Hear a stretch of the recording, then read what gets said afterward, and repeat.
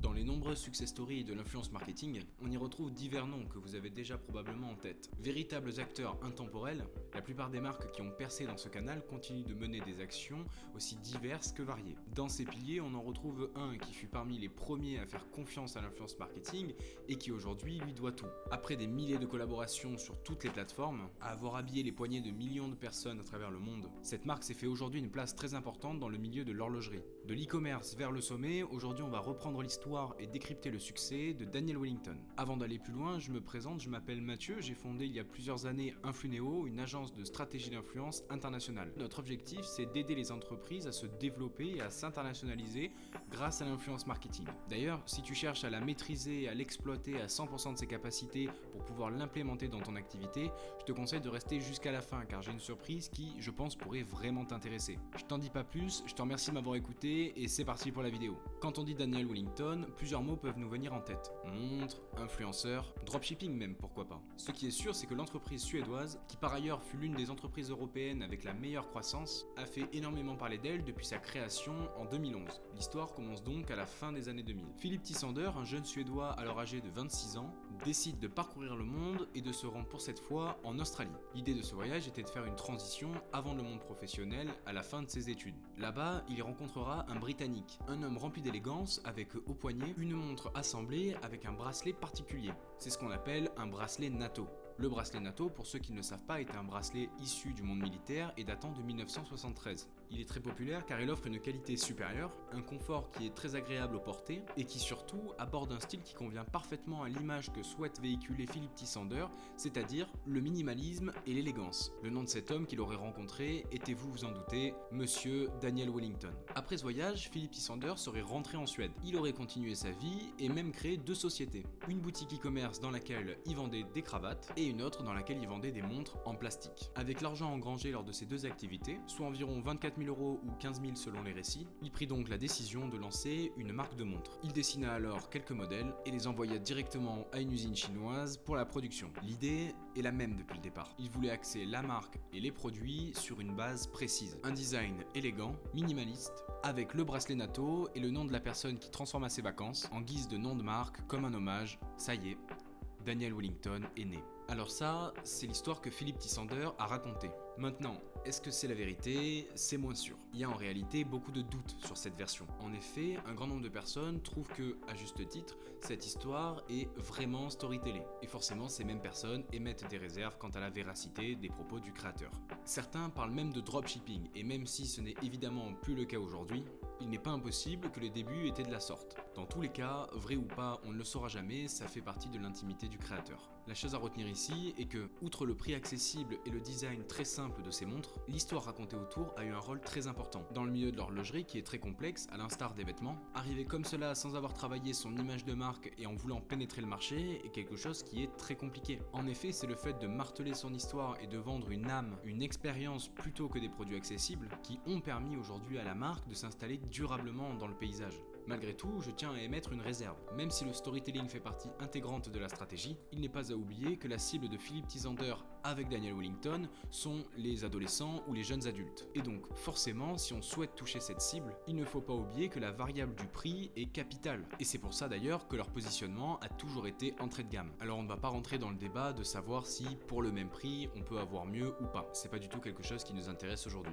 L'idée, c'est de percevoir la cible au travers du prix et de l'esthétisme qui est relativement passe-partout. Maintenant que l'image de marque est rodée, que le positionnement et la cible sont bien définis, l'objectif était de créer une stratégie d'acquisition, de trouver son canal pour promouvoir Daniel Wellington au public visé. Pour rappel, à ce moment-là, nous sommes au début des années 2010, ce n'est pas comme maintenant. Les canaux les plus utilisés en e-commerce sont respectivement Google Ads et Facebook Ads, le SEO, les marketing par email, etc., etc. Et alors, plutôt que de faire comme tout le monde, Philippe Tissander décide de ne pas se noyer dans la masse en reproduisant les schémas déjà existants et d'aller littéralement à contre-courant. En effet, il prend l'initiative de se consacrer à 100% sur un nouveau canal émergent, encore très petit, pas du tout mature et qui n'a pas fait ses preuves, j'ai nommé l'influence marketing.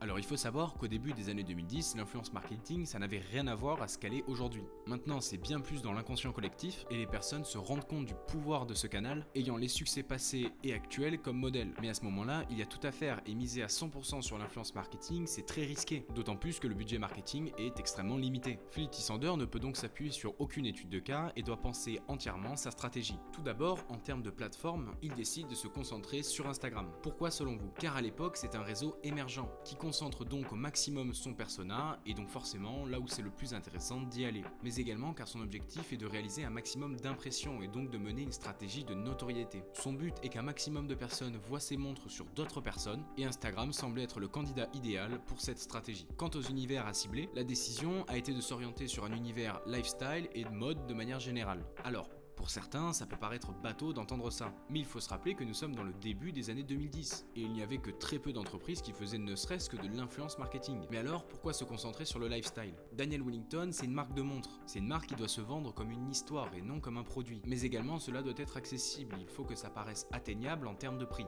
Donc le mettre dans un environnement lifestyle auprès de petits créateurs est une stratégie très pertinente, car elle va faire naître au fur et à mesure un besoin de mimétisme de la part des consommateurs qui voient Daniel Wellington. Ensuite, pour ce qui est du type des créateurs de contenu, le schéma était également bien rodé et bien ciblé, en tout cas au départ. Alors plutôt que de tenter les plus gros créateurs comme le faisaient toutes les marques à l'époque, Philippe Tissander va aller à l'inverse et sélectionner la plupart des créateurs de contenu qui rentrent dans sa ligne directrice. L'objectif était de multiplier au maximum et donc de faire de l'influence en volume et ce, à moindre coût. C'est le tout départ de la micro-influence avant même qu'elle n'existe réellement. Au déploiement de cette stratégie, Daniel Wellington était partout sur Instagram. Ils ont contacté des dizaines de milliers de créateurs et de créatrices, peut-être même un ami ou une amie à vous, ou peut-être même vous-même. Le schéma était sensiblement le même. Ils offraient une montre en échange d'un post sur Instagram et demandaient de mettre le hashtag Daniel Wellington et de les identifier. Ils offraient également un code promotionnel permettant de bénéficier d'une réduction pour les communautés des créateurs de contenu. Cette stratégie a permis d'obtenir des résultats énormes en termes de visibilité, ce qui a débouché sur une notoriété gigantesque pour terminer sur une conversion. En parallèle, cela a offert une crédibilité considérable de la marque auprès des consommateurs car ils la voyaient de partout. Et voir partout, forcément, donne envie d'avoir le sien pour combler ce sentiment d'appartenance et ainsi donc générer de la conversion. Il y a quelque chose qu'on n'a pas encore abordé et qui explique en partie le succès de Daniel Wellington, c'est sa précocité dans les posts collaborateurs. Alors, comme on l'a vu, il a tout misé sur l'influence, c'est-à-dire le fait que des personnes tierces mettent en avant son produit ou son service sur les réseaux sociaux. Mais il y a quelque chose qu'il n'a pas négligé, c'est bel et bien son compte Instagram. En effet, il alimentait ce dernier avec le contenu des créateurs et des créatrices, mais également avec les contenus des abonnés qui les envoyaient dans l'espoir de pouvoir être repost.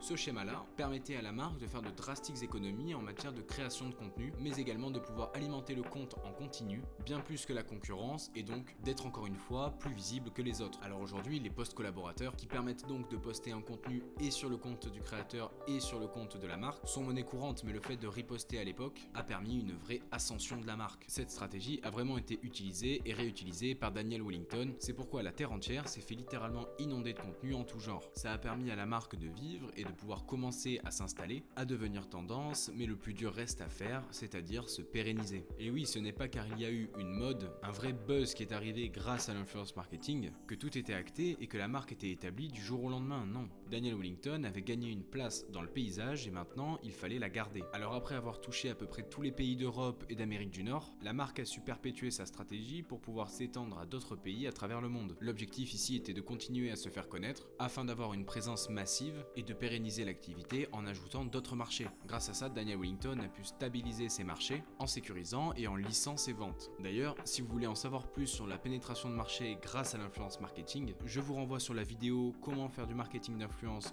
en Europe dans laquelle on aborde le sujet en détail. Alors après avoir réalisé des milliers de collaborations, Daniel Wellington a engrangé également énormément d'informations, notamment sur les résultats obtenus auprès des différents créateurs de contenu avec lesquels il a collaboré. La marque a donc décidé, auprès de ceux avec qui elle a obtenu les meilleurs résultats et qui ont l'image la plus en adéquation avec Daniel Wellington, de leur proposer du long terme. Ces derniers sont donc devenus avec le temps de vrais ambassadeurs de la marque. Ils deviennent récurrents et familiarisent la présence de Daniel Wellington auprès de leur communauté, ce qui avec le temps approfondit encore et encore cette image de marque. Par ailleurs, depuis le temps, Daniel Wellington a décidé lui aussi de rentrer dans le moule et d'avoir de vraies personnalités internationales en tant qu'ambassadeur ou ambassadrice de leur marque, comme peuvent le faire les plus grandes maisons horlogères dans le monde. En 2017, par exemple, c'est Kendall Jenner qui a porté porter cette montre à son poignet, permettant donc une visibilité massive, mais surtout d'ajouter une certaine crédibilité supplémentaire à la marque, qui a montré elle aussi qu'elle pouvait jouer dans la cour des grands. Après ça, il y a eu diverses collaborations de ce genre, comme par exemple avec le cas de Hailey Bieber, qui en 2019 est devenue ambassadrice de la marque. Toucher une personnalité comme cela aidera encore à la crédibilisation de la structure, qui était à mon sens la recherche principale de cette campagne. Ici donc, l'idée était de montrer que Daniel Wellington pouvait maîtriser les codes actuels, mais pouvait tout à fait communiquer de manière ancestrale, à l'instar de ses concurrents. Daniel Wellington, c'est un cas passionnant, démontrant le succès et l'impact que peut avoir l'influence marketing, et des cas comme ça, il en existe encore tellement. D'ailleurs, si tu as envie de devenir le prochain cas et de faire de ton entreprise un véritable succès grâce à l'influence marketing,